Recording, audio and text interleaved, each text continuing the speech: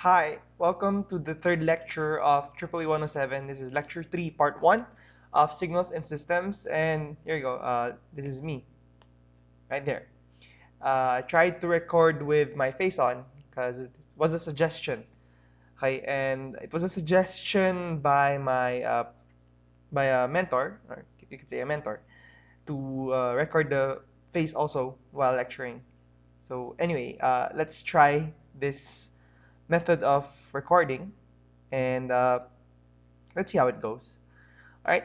So the third lecture of EEE 107 is about signals and systems. If in the previous lecture we talked about Fourier transform and Fourier series, it's actually a review for you. Fourier transform is a general case of Fourier series. So as you can see here, okay. So Fourier transform and Fourier series are related to each other. We also identified the relationship between the time and frequency domain.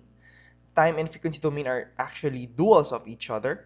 So if you have a certain property of a signal in the time domain that is in the frequency domain, translates to a certain property in the frequency domain, the same properties within the frequency domain translates back in the same way to the time domain due to the Fourier transform.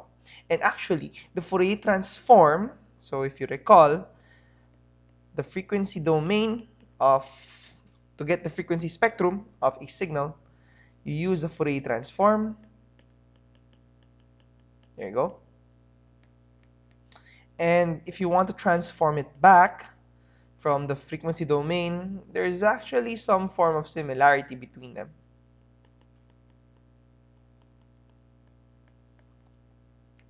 Okay, so there's some form of similarity. The scaling function right here, basically just the difference is that this one has a negative sign. So there's some form of dual between your Fourier transform and your frequency domain signal and your time domain signal. Right. We also defined previously the power signals and energy signals, how they relate to each other, and enumerated the different properties, important properties of Fourier transform. What happens to signals when we apply Fourier transform on them? As you can see here, there you go. Okay. So now what are signals and systems? Put it simply, this is actually a review, again, still a review for you. Signals are measurable physical quantities that varies with time, space, or any independent variable. So any variation in time or space can be thought of as signals. So recall from the first lecture that we use communication signals basically to communicate. We use physical measurable quantities to communicate. If we vary our speech with time to some understandable form, depending on the information, the a receiver, someone you are talking to, will understand it. But what if, say, you can't you can't use speech for communication? Maybe you can use something visual, like a hand sign.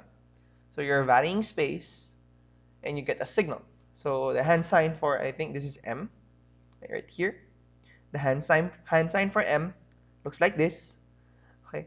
So I'm varying space, and when I have a system, I have a signal right here. It's we can think of this as a signal from me. What can be thought of as a signal also by varying space? You can I'll leave that to you. Okay. So now what are systems? Systems are something that affects the signals, or something that can be affected by the signal and affects signals and vice versa. You know that. And it generates another signal as a response. Right? So we have an input to the system, and then some form of output comes out. Right? So this is the response from a given stimulus. Right? And it's not just systems are not just found in circuits. A system can be from, let's say, a hydraulic jack. Okay, So in a hydraulic jack, you're trying to lift up a heavy material, okay, and you connect this platform to some jack right here, okay, and you apply force on this jack. This is your stimulus. Okay? And the response of applying force here will elevate this platform, lifting up this heavy object right here, and this is your response. So it's not just in engineering systems. Systems can also be found, let's say, when you want to process your enrollment. That's also a system. Okay? You stimulate the system by what?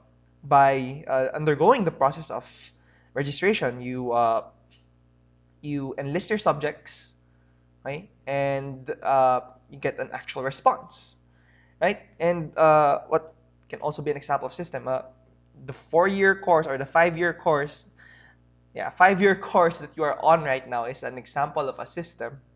So you go into that 5-year course and come out as, well, an engineer, right? So that's an example of a system. But for the purpose of this course, we will be talking about communication systems. So this is how communication systems also work. Communication systems, you have a stimulus, which normally we refer to it as the message, and we have a response right here. So at the output of the system, this is your received signal.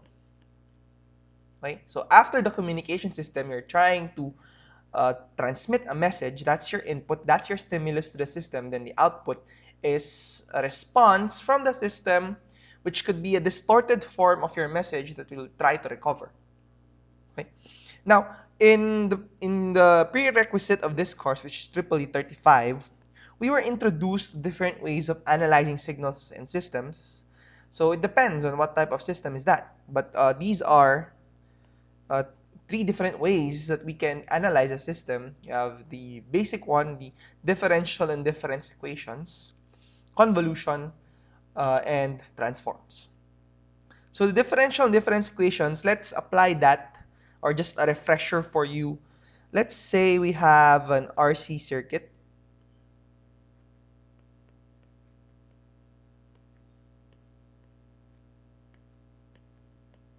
And we have an input voltage and output voltage at the other side.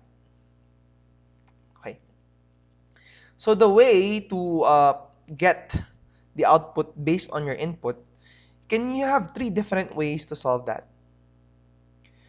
We can use differential equations for this type of problem. So depending on the properties of the circuit, the physical properties, we use Kirchhoff's voltage law, Kirchhoff's current law, our node analysis, node voltage analysis, mesh current analysis, and so on and so forth. We can use that to solve for the response based on the stimuli. So the stimuli, Vi of t, stimulus rather, Vi of t, will create a response from the circuit, V out of t, or V0 of t, Vo of t. You can use differential equations for that. So how do you define differential equations for that? Oh, sorry. So let me just clear out some of the clutter. And we, again, there you go. To solve for the output voltage, we have V naught of t is equal to, so how do you solve this? According to this equation, we have a current here. The current is the voltage due to this capacitance right here is based on the current C dI over dt. Okay, that's V naught of t. How do we relate it to Vi of t? Well, the current I can be solved from Vi of t minus here, Vi minus V naught. So the voltage here is V naught divided by the resistance R. And we can substitute that here, and we have a differential equation. That's one way to solve for the response of this equation. Now, how does convolution work? A system has what we call an impulse response, h of t. Depending on, if we have an input here, that's the impulse function, the output of the system is the impulse response. So depending on the impulse response, we can solve for V out of t by using this impulse response through convolution, and every system has an impulse response. And to solve for the output, we can just convolve the input to the impulse response right here. And finally, transforms. We can transform the circuit, represent it in a different way using, oops, yeah, I can, yeah, I'll just delete all that. Oops. There you go. Okay. So we can transform the circuit into its Laplace domain equivalent. So your capacitance will be defined as this, and your resistance will still be the same. And then we get what we call a transfer function right here based on this circuit. So the transfer function is h of s. You solve it by, well, what you know about circuits, h of s. And this h of s is actually the Laplace transform of your impulse response. Okay? And quite simply, the output, the Laplace transform of the output is equal to the impulse response, the Laplace transform of the impulse response multiplied by the Laplace transform of the input. So there are different ways that we can solve for the response of the system based on your stimulus. And well, the easiness of how to solve it depends on how complicated the equations are. But this is the basics. Okay? So we have some fundamental signals that we use to characterize a system. The unit impulse, as I've mentioned earlier, the use of the unit impulse is basically to get the impulse response of the system. A unit step response represents the switching of a circuit. So if you try to switch something on, you can model it as a unit step, where basically when the time you switched between 2 points, there's a disconnect in your function. Okay, you switch this from 0 to some voltage V naught. That's your unit step response. How a system responds to that? Well, we want the system to be stable, right? If it's unstable in a unit step, well, you have an unstable system, but we'll talk about that later. And another special fundamental signal is the complex exponential. The complex exponential is equal to this. Okay? And it represents a sinusoid of a single frequency f naught. The frequency domain equivalent of this complex exponential is an impulse function centered at f naught. Okay? So this is actually very important. It's a very important signal when characterizing the response of a system. And I'll show you that as we go along in the course. Okay? So now just some special type of system that we will only be talking about here is the linear and time-invariant system. So most practical systems are linear and time-invariant, save for the wireless channel. So when we're talking about the wireless channel, this is an example of a time-variant system. Okay, but we'll talk about that later. So what is a linear time-invariant system? So a linear time-invariant system, so it is description would be two. So there's linear and time-invariant. A linear system uh, is linear if a linear combination of the inputs result in the linear combination of the corresponding outputs. In equation form, if we have a response y1 from x1, a response y2 from x2, then if we have a linear combination from their inputs, scaled version of x1, scaled version of x2, the corresponding output would be a scaled version of y1 with the same scale as x1, and a scaled version of y2 with the same weight as x2, right here. Okay, so that is the definition of a linear system. So most practical systems are linear and time-invariant. Okay?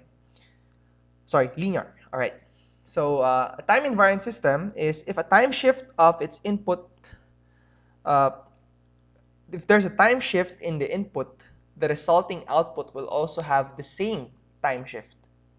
Okay? So if x of t has a response y of t, then if we delay the input of x of t, the same response will be seen but just time shifted. Okay? A counter example of a time invariant system would be traffic. So if you try to commute from UP Diliman to maybe UP Manila, okay, the time of travel would be faster if you commute at 1 a.m. compared to when you commute during rush hour. Okay? And that is an example of a time variant system. Basically, the system right here has an impulse response h of t. This h of t changes with time. So uh, that's how we model a time variant system. Okay? If it's a time invariant system, then h of t should not change with time. H of t should still be the same at any time uh, when you feed a stimulus. Okay? So finally, a combination of both, we call it a linear time invariant or LTI system if if it satisfies both. Okay? And that's it. So now let's move on to what we call the impulse response. If you have an input delta of t, so this is your impulse signal, impulse function, the resulting output will become h of t, and this is now what we call the system impulse response. This is what I talked about earlier when we're trying to get the output based on an input stimulus. We use the impulse response to get the output response. Okay? And this impulse response will just be an infinite signal at time t is equal to 0. Okay? This results in the system having some form of response that will depend on this impulse response. Okay? So just note that we need a zero initial condition. So if we have a zero initial condition, the response of the system will become the impulse response. Okay? And since this is a linear time invariant signal response, if this is a linear time invariant system, then if we time shift the impulse, your h of t minus a, your h of t will also be time shifted. So this is a property of your system, right? Right. So now, if we have a general stimulus x of t, we can model this x of t as a sum of impulse functions. Okay? And these impulse functions are time shifted, as you can see right here. So any signal x of t can be modeled as a sum of impulses. Okay? And these impulses are basically time shifted based on where you sampled your x of t. Okay? Now, if we feed that into an LTI system, recall that if your delta of t is time shifted, it results into h of t minus a. This x of n delta t here is constant with time. It's basically just your scaling factor. Then the output will just have the same scaling factor. And your h of t here will just be time shifted because of this time shift. It will appear here. And that's where your convolution comes from. If we let this delta tau approach 0, then we arrive with this continuous expression instead of a discrete expression. And this is now the definition of your convolution. Okay. So the definition of convolution actually came from knowing the impulse response of a system, right here. So this is how an LTI responds in the time domain. So the convolution is written as this, recall. The convolution is commutative. It doesn't matter which signal was first. The convolution is associative. And there's also a convergence property of convolution. If your signal A of t converges, basically, what does this mean is that your integral of your A of t, which is kind of equivalent to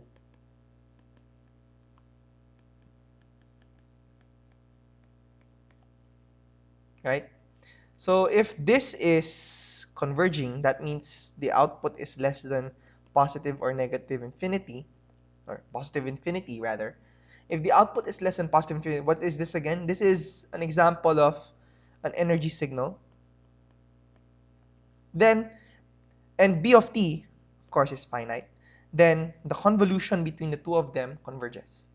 So there are cases when B of t is not finite, and that is when your system is unstable. If it's not finite. Okay? So now let's look at the response of a system if we have a complex exponential input. Okay? So the complex exponential input. Okay, that sounded wrong, right? So the complex exponential input, let's see here. Since we have an output e to the j 2 pi ft, complex exponential. If you feed that into an LTI system, the corresponding output will just be the response, the frequency response at that frequency f times the same frequency. Basically, the output is just a scaled version of this complex exponential right here. So now, if we have a sum of these complex exponentials, it turns out that the as the stimulus rather, it turns out that the output will just be a sum of the weighted outputs. So basically, there's some form of variation in the output amplitude, the output scaling, based on the frequency. So depending on the frequency of the input, the output amplitude changes based on what we call the frequency response of your system.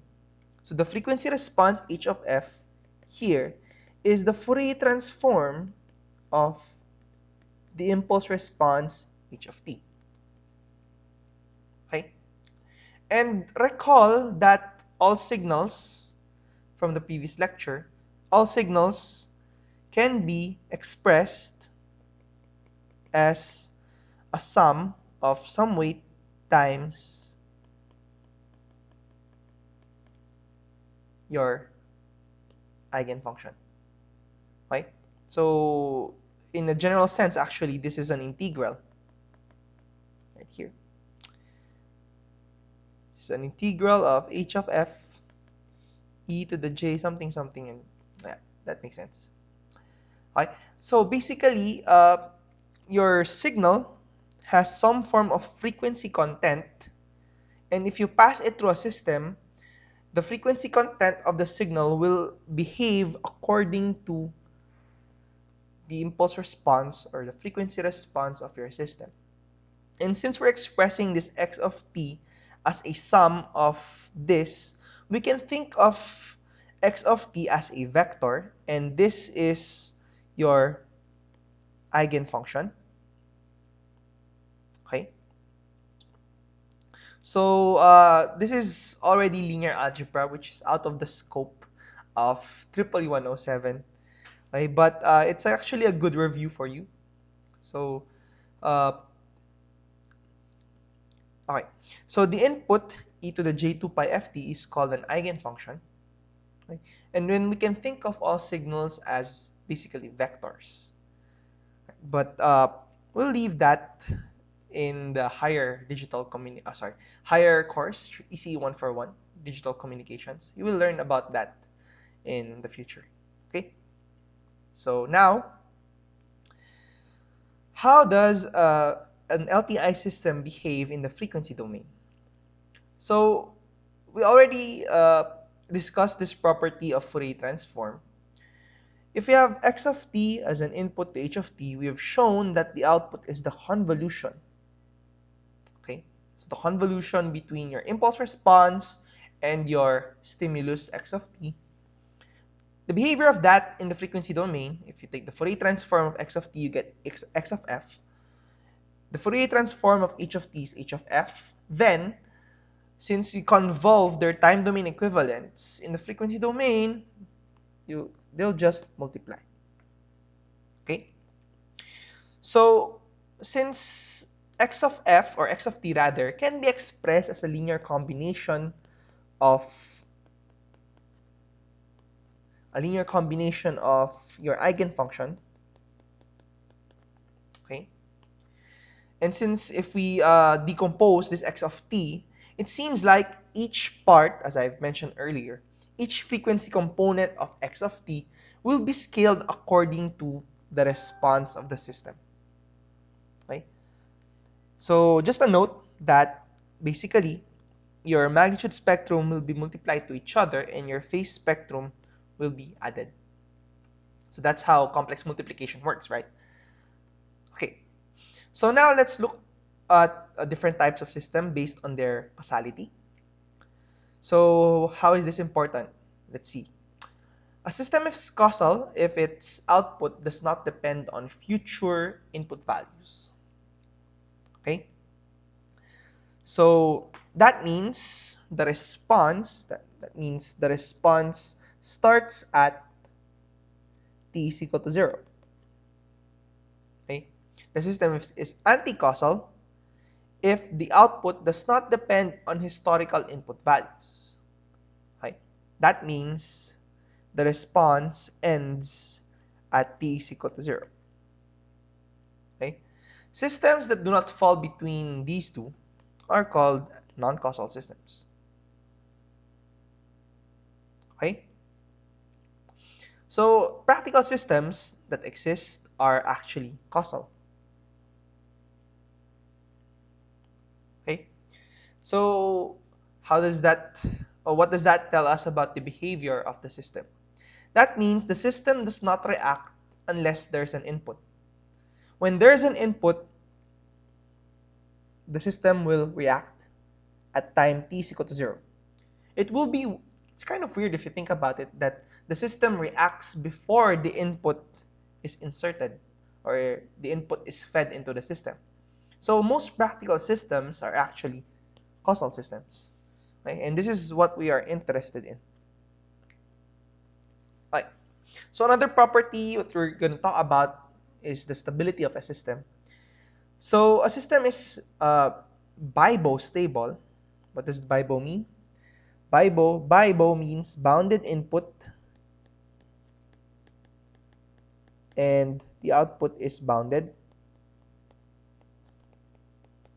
And a system is bibo-stable basically if the impulse response, if we integrate that from negative infinity to positive infinity, is basically finite.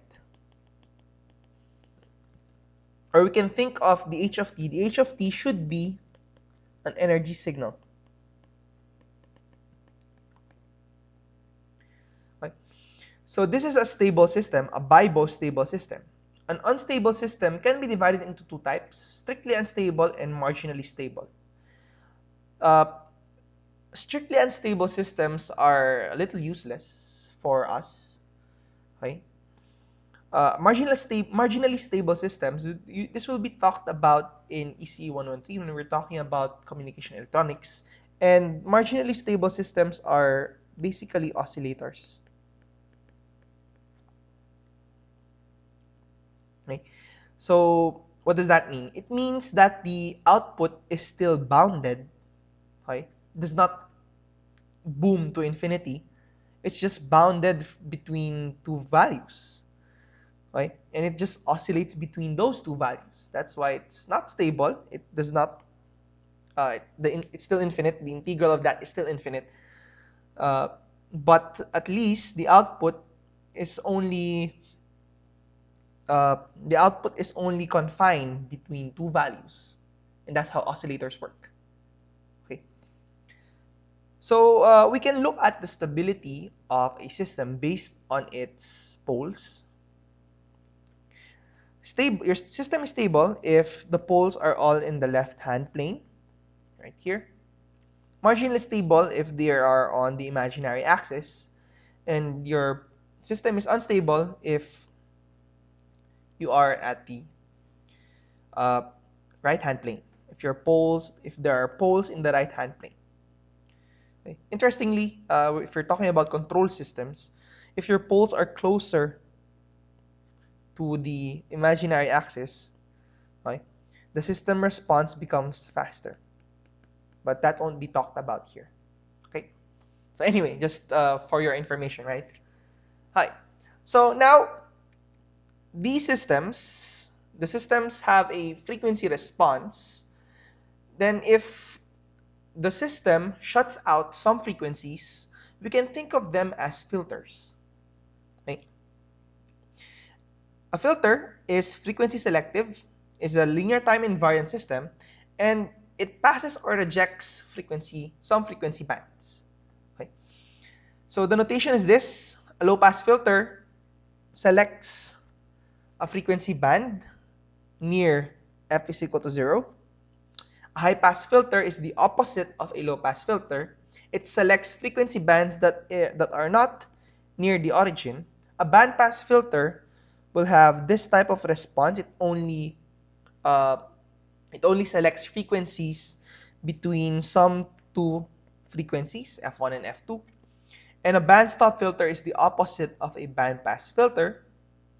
And an all-pass filter, an all-pass filter, well, as the name suggests, it just passes everything. Okay? And these four are useful for shaping, okay, shaping your signals. This one is useful for what we call equalization. And we'll talk about that in the future.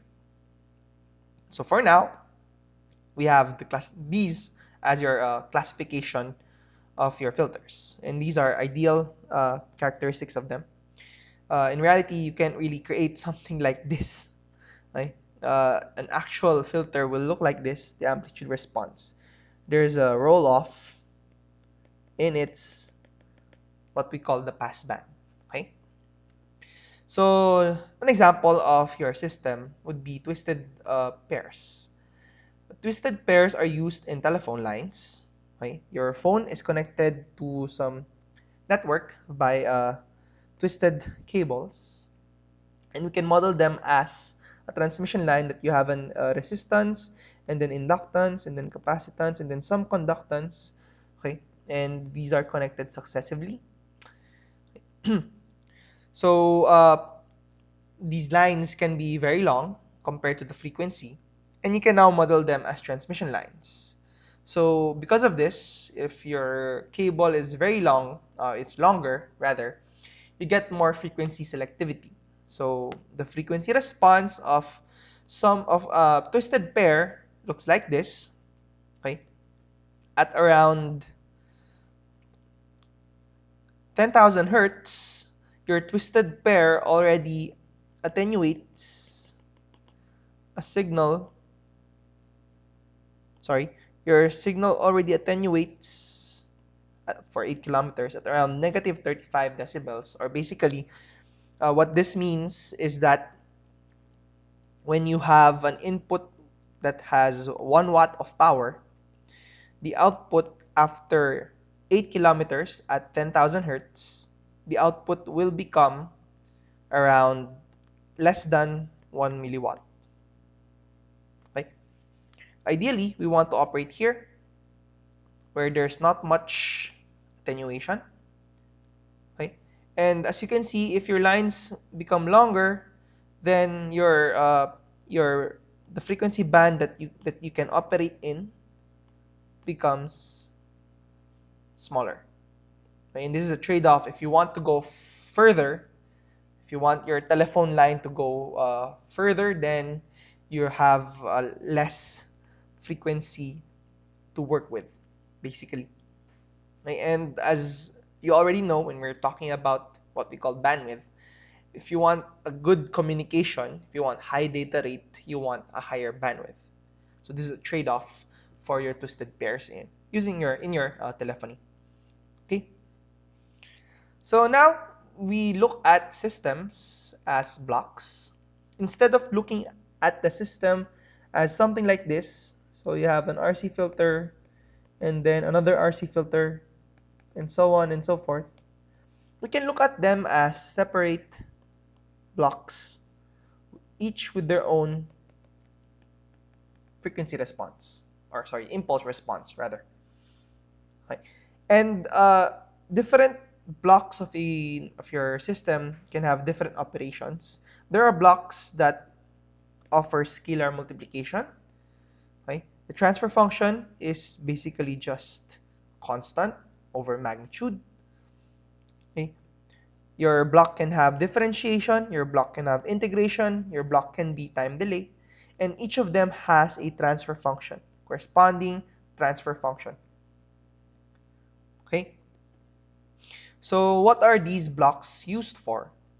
These blocks can be components for your transmitter and receiver design. These blocks can be used to model the effects of a channel, and so on and so forth. Okay. So common block diagram connections, you have a parallel connection. The frequency response is just the addition of the two.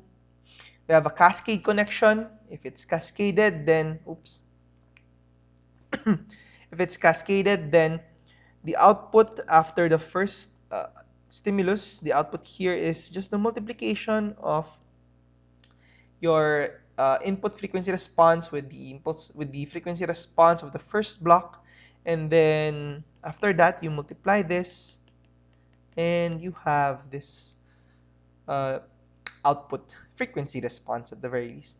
And we also have what we call the feedback connection. So the feedback connection, depending if it's positive or negative, if it's an addition or a subtraction, the sign of your feedback connection changes. So if it's a negative feedback, then you add right here. If it's a positive feedback, then you subtract. Okay, so this is how you solve that. This is how you analyze it. Let this be E, commonly known as the error.